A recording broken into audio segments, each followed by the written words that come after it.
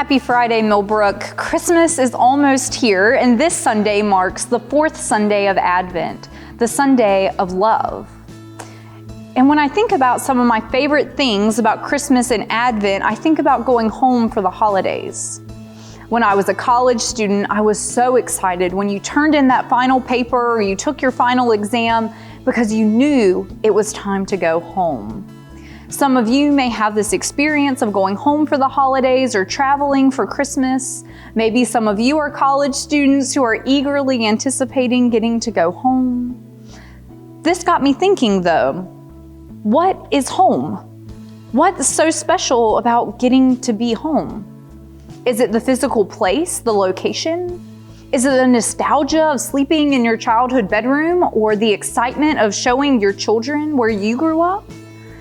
Or is it the people, getting to visit with loved ones, parents, grandparents, relatives, friends that you haven't seen in a long time? Is home a feeling, something that's not necessarily attached to a certain place or a certain person, but rather a feeling of comfort and love and acceptance? You see, home can mean so many things. And I recognize that not all of us will have the luxury this year of getting to go home or see our family this holiday season. But as we think about what it means to be home for the holidays, I'm reminded of one of my favorite books called Wearing God by Dr. Lauren Winner, in which she shows different metaphors for explaining who God is. And one of my favorites is God as a grandmother. Think about it. We all know we need to call our grandparents more, and when we look back and realize how long it's been since our last phone call or visit, we start to feel guilty. I know I do sometimes when it's gone too long without talking or texting with my own grandma.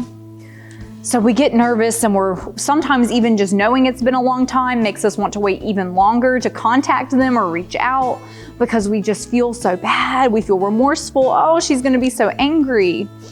But when we finally pick up the phone or when we finally make that visit, we're welcomed with open arms, a warm hug, maybe a hot meal, or at least a happy, "How are you? I've been waiting for you to call."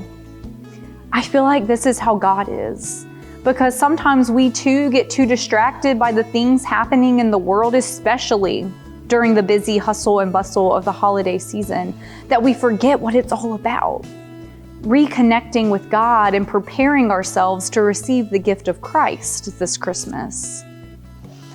So what would it mean for us to go home to God for the holidays? What would that be like for you?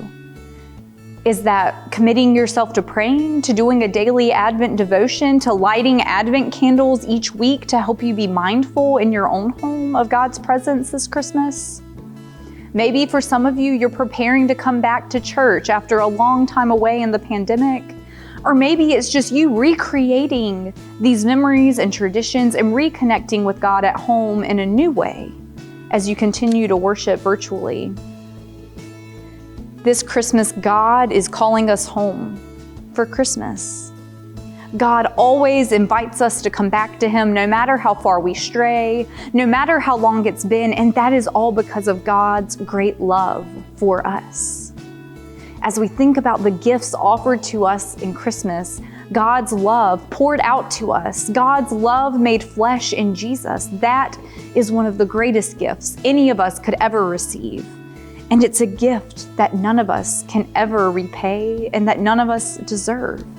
Yet still, God loves us and calls us back home to Him.